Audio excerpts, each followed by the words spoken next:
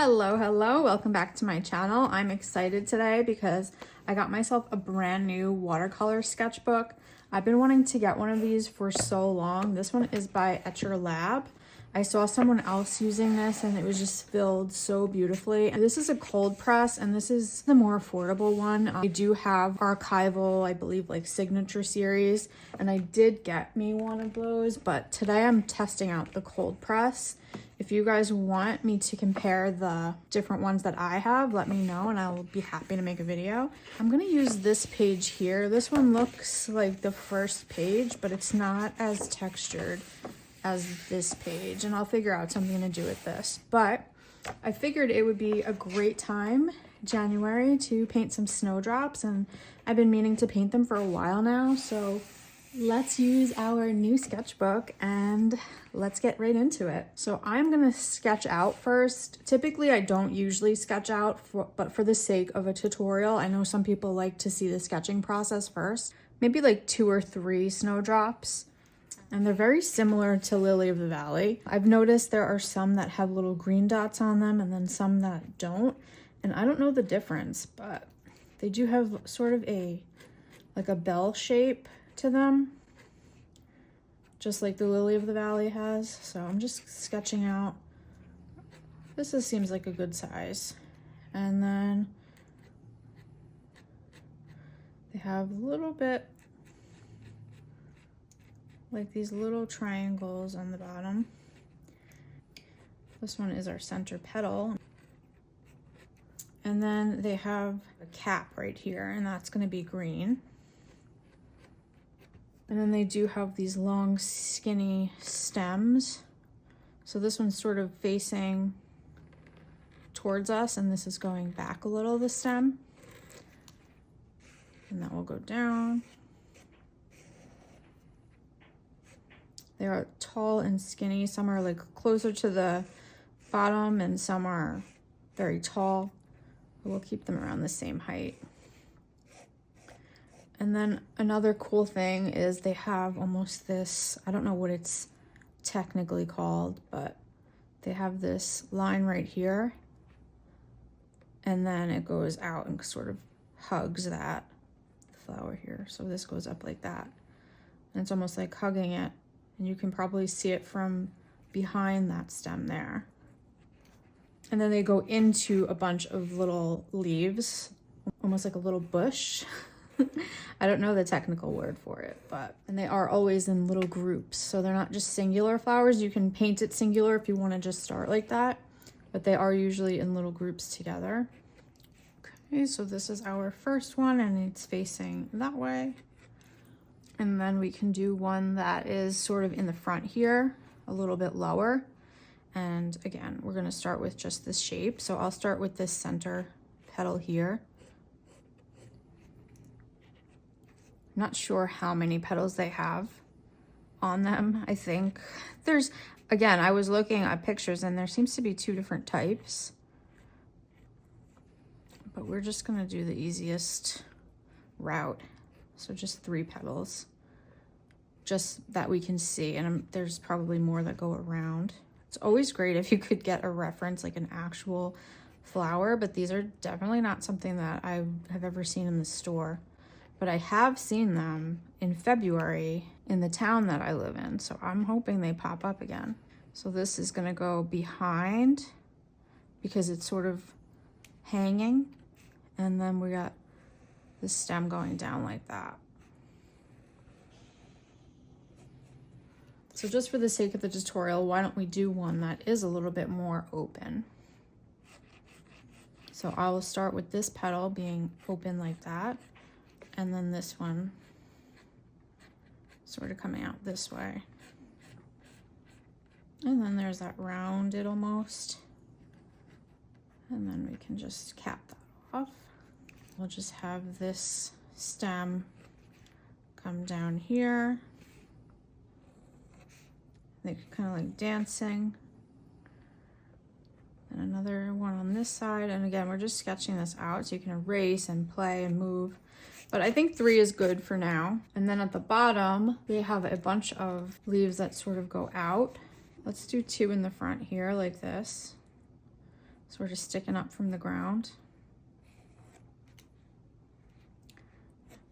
And then we can always fill that in with some watercolor when we do the watercolor. And then another one a little bit up here. Just so we kind of cover those stems up, sort of like that. And then another one on this side, and we'll have this one cover the stems like that. I'll just erase this. And then you're gonna see them sort of in the background too. That one's gonna stick up a bit. And then another one like this. Yeah, so you could add as many or as little as you want. And like I said, I normally don't sketch out, and I kind of go by intuitively mapping. So for me, this is a little bit more difficult to have my brain think this way. And there's vice versa for some people. So it really depends on like what you're more comfortable with. They have little centers here, and then see where it takes us. Because over here, I'll probably do some grass and stuff, but this is looking a little off. So maybe I'll do another right in the front like that. And then a sneaky one in the background. But yeah, so for our snowdrops, they are white, and then they have like lime greenish stems and then darker leaves. So there's a few different ways that you can create white. It depends on the tone that you're going for. One of my favorites is just a very watered down Payne's gray, or if you have a sepia, that's gonna give you a more warmer white. I will show you a Payne's gray mixture. You just really, really water that down. And it's just kind of the easiest way to make a white. And this is more on the cooler tone. So I'll show you on this paper here. So we've got just a very light Payne's gray. And this could give you that appearance of white. If you mixed up some blue with some orange and some red and added some water in, you can really get a nice gray as well. And the more color you add, if you add a little bit more orange to this, you get a warmer gray. So this is a nice gray to go with. Or you can go straight into, if you have a gray in your watercolor palette, you can use a gray straight from your watercolor palette. But I'm using the Mungyo palette. Just gonna erase this top here, just so you can't really see too much pencil through, because they are white. We didn't put these on here, so let's not forget those. They have these little hoods. I'm not sure how far they really start down, but probably like right around there. And this one you kind of see from the back. For the ease of the tutorial, let's just use this Payne's gray mixture. Very, very watered down. And I'm using a number 4 here, and I'm just filling in our caps here.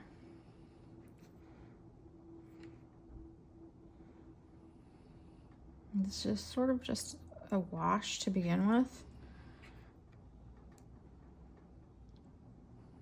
And then as that dries, you can go in and add more detail to them. And I'm gonna just do that to this one as well. If you wanna leave the white of the paper for some highlights, you can also do that.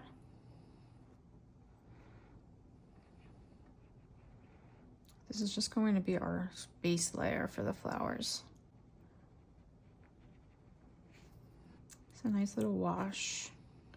And you can see how subtle it is, but that's really how you get whites with watercolor. I have a nice green mixed up over here. I use this one a lot, but it's more like a yellowy green. So you could use a sap green with a little bit of yellow, or a hooker's green if you want a little bit more coolness. So we're gonna do the caps first. And we're just gonna tap that in there. And sometimes if it's not completely dry, you'll get this bleeding in watercolor. I like that bleeding. If you don't like it and that happens to you, you could use a dry brush and you can lift that. But I kind of love when a little bit of that green goes into the petals, because it does look very realistic and sort of more organic. So we're just gonna follow that down the stem, the same color. And this will be a little bit darker. So I'm gonna ignore that little piece for now and carry this stem down.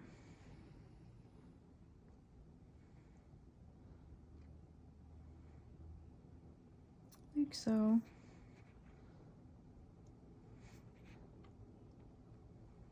And you're just going to do that for each of the stems.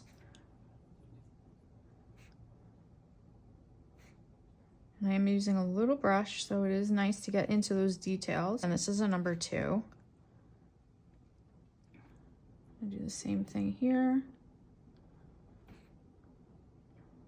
Paint in that cap. This is a base layer, so once this is dry, you can go in and add more of the details. So right now we're just getting in that base color, not really worrying about shadow. And I'm okay with the pencils sticking through. It really doesn't bother me. A kneaded eraser is great. Kind of roll it on top and you can still see the pencil very lightly, and it's very helpful. And then this last one.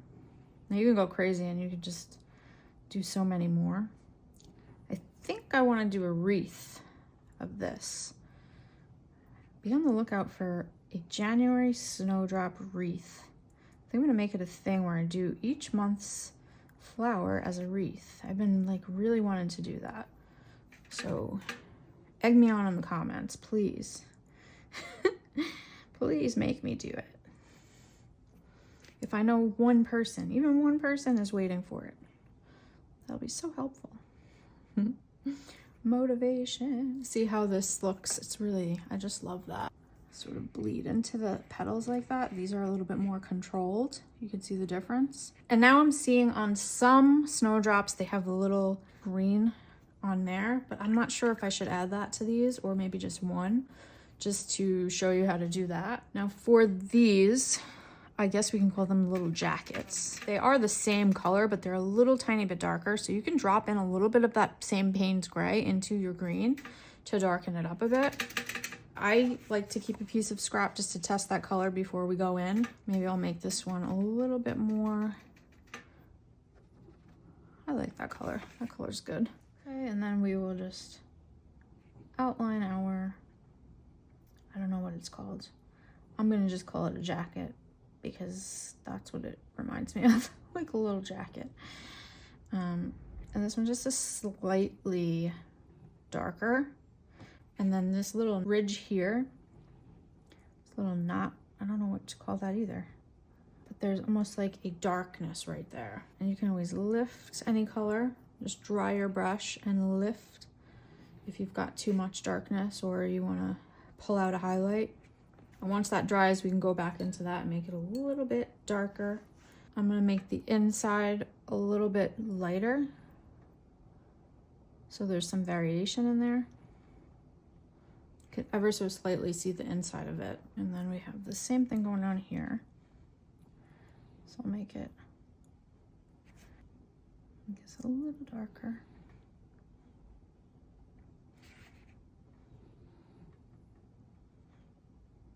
And he's gonna go all the way down like that. These are sort of rounded at the top. And then it's gonna go in and hide behind that stem there. So we can even make this one a little bit rounded and a little bit larger at that point. So I'm gonna keep a little bit more in the light family. I'm just gonna pull that color up. So you got a sort of hint of, see the difference? And then you can even pull out this stem instead and make this stem right here a little darker so it comes like forward. And we're also going to do that to these little caps. So now we're going to start adding in our layers, glazing, adding in some detail. You could pull that forward a little bit to give that more definition.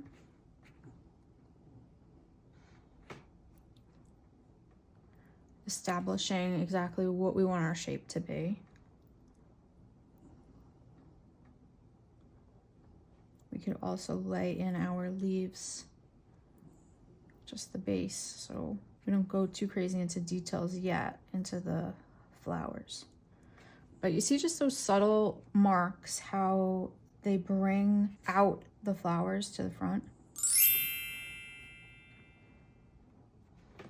Okay, so I'm going to switch to a larger brush for my leaves, and they're in the same family. I'm going to make them a little bit darker just so they don't all blend together. I'm mixing some Payne's Gray into my green. So we want this to be pretty light so that we can build up on it. So if we start right away making this dark in the background, we're not going to be able to pull out the front leaves. So you want to start with sort of a wash first and just establish your subject. So in this case, the leaves are the subject. So this is just going to be a very light wash. And yes, you can go in like it's almost like a coloring book and do each one individually.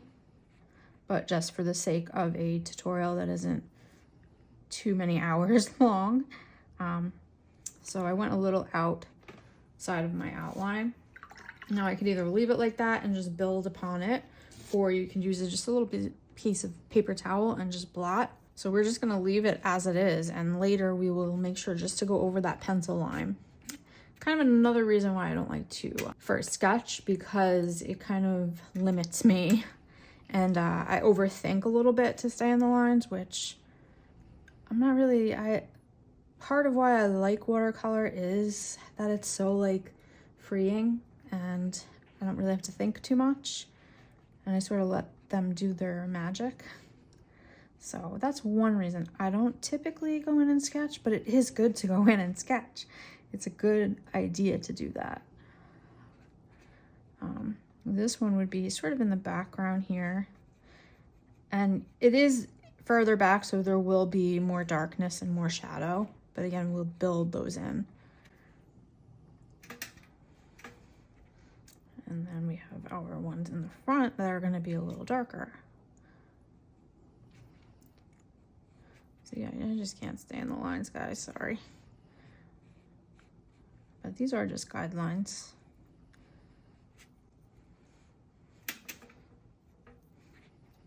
And you can always drop in some color in there if you want to create those blooms and bleeds. Do another one here.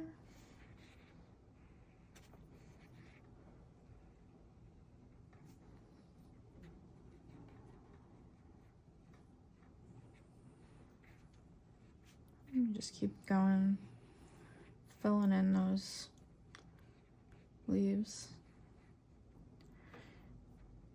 You could just outline your leaf there. And you can just sort of use some more water and pull out those sides. You've got to work quick to do that, but it's more concise, more controlled. So you can absolutely do it that way.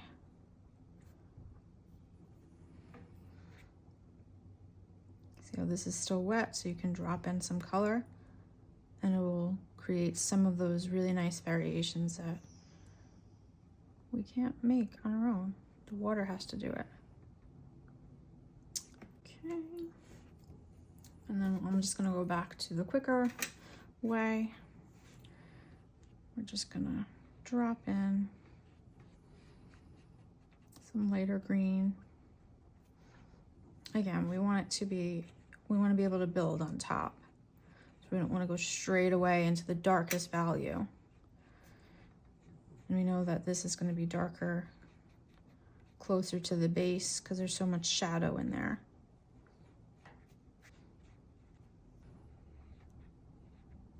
This one is going to be in the front,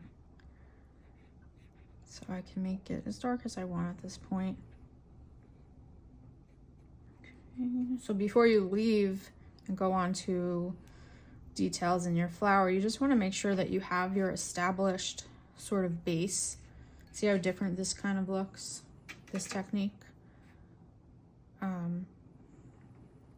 don't really want it to stand out as different, but it is just gonna fill that in a little bit more. Then I'm gonna use a detail brush and I'm gonna get this shape right because it's kind of moving around a little. And then you can also drop in some lines in the center if you want now, or you can do it later.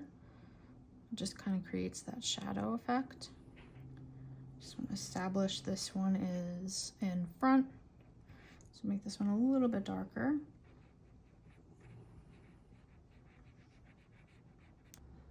Piece of something here just to like tie it together so it's not just sitting and floating. So this could be, I mean, it does grow out of the ground and there's going to be some grass, but we can go back into this and do this at the end. So now that we're done with this, you can use that same Payne's Gray and we're gonna do some glazing. So they do have a little bit of detail on them. So I'm just gonna pull out the front, just sort of where we made that line, just to establish that petal is its own. And then I'm just gonna put in some lines in there because they do have some texture to them. Not too much, but they do have a little bit of texture. So I'm just adding in some lines. And then maybe on this one, we will do that very light green. So they have this sort of, I'm not even sure how to explain it, but they have like a little dot right here, but it almost looks like half of a dot, but we'll just do that simple. And just put in some very light green. Could even lift that and make it almost like very, very light. But that's just another one that I've seen. I kind of like that. So you can leave it or mix and match. I don't know if they're different type of snowdrop, but I thought it was pretty cool. Just gonna put some more lines in here.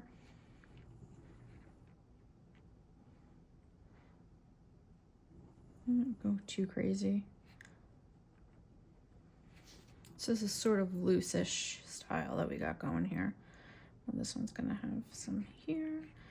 And then we'll go back in to this green here, and I'm just going to fill in some of these backgrounds here.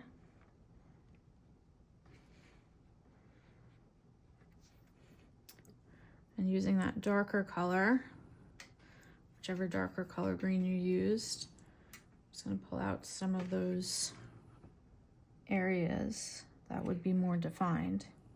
So they have this little ridge here, and it's darker.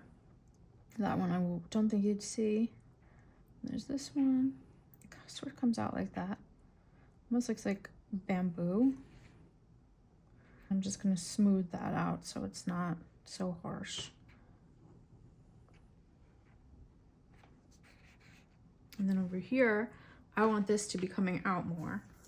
So I'm gonna use this color, a little bit darker, just so we establish that this stem is in front of the leaf behind it.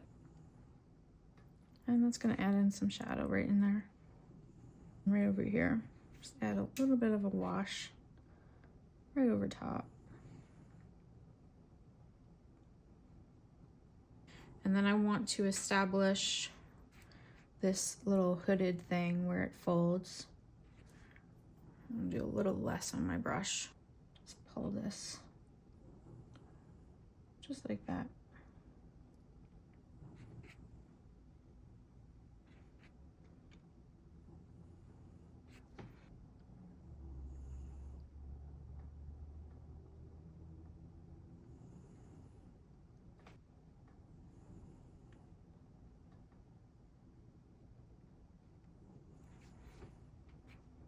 Maybe this one's a little more defined here.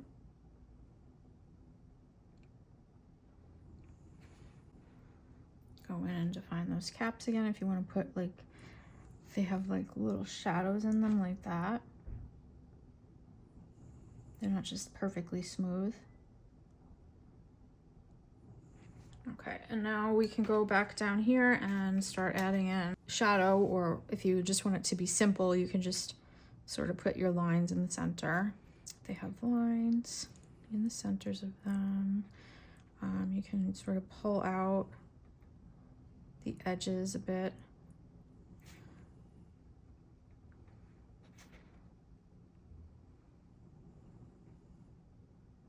make them look a little bit more realistic.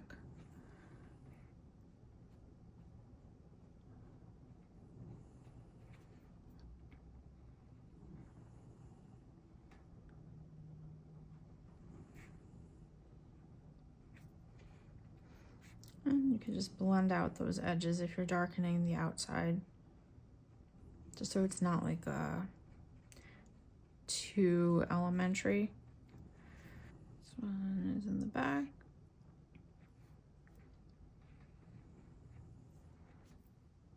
And then you can glaze over this and just kind of darken it up where it's going to start to see some shadow.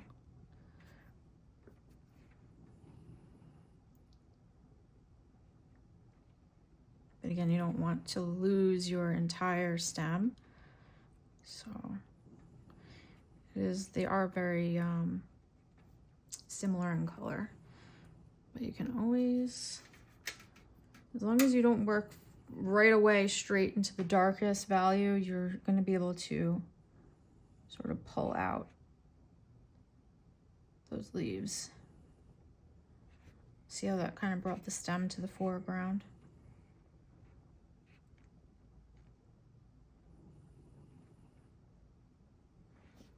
Do that, and then we'll sort of blend that out so that it's not fully just dark. That it's starting to get like lighter as it goes to the top. You can get as detailed as you want. You can go on for hours adding in details, highlights, lines. I'm just gonna like sort of throw in some loose grass in here, just so it's, again, so it's not like just sitting in nothingness over here. And don't be afraid to add darker values. I just want this to be pulled out more. You definitely need those darker values in there. So don't be afraid, because you can always start over. You can always make a new one. Practice, practice, practice. That's the only way that you're going to learn, is by making mistakes. And just trying different things.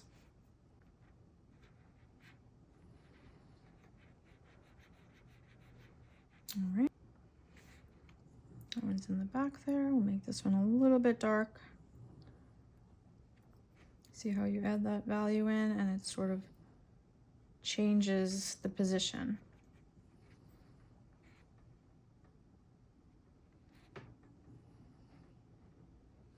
I'll line this a little bit. Pull that stem out a little bit.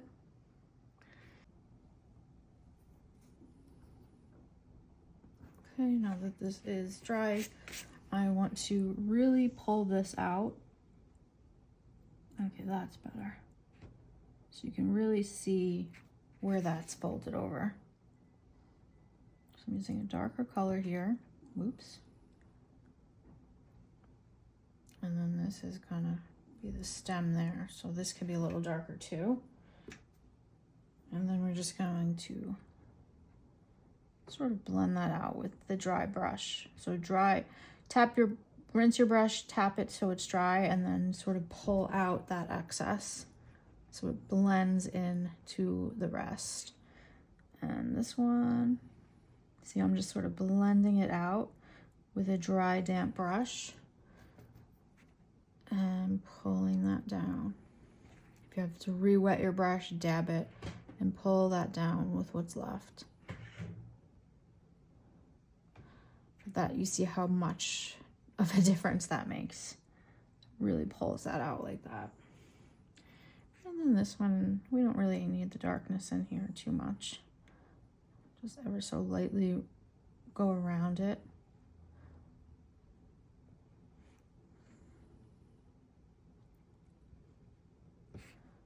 Add in those colors.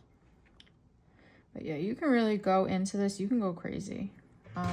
You can do super detailed.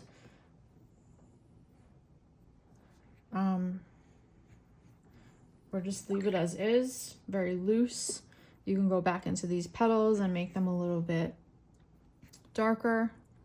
So maybe over here we'll have a little bit darkness so you can really see them pop off the page. But these are like very delicate, soft flowers, so they are going to be very light.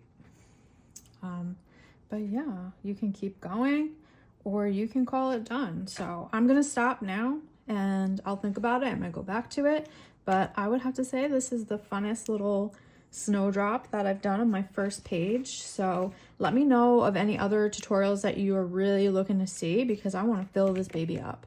So that's it for now. I hope you enjoyed this tutorial. I hope you give it a try, and I would love to see your work.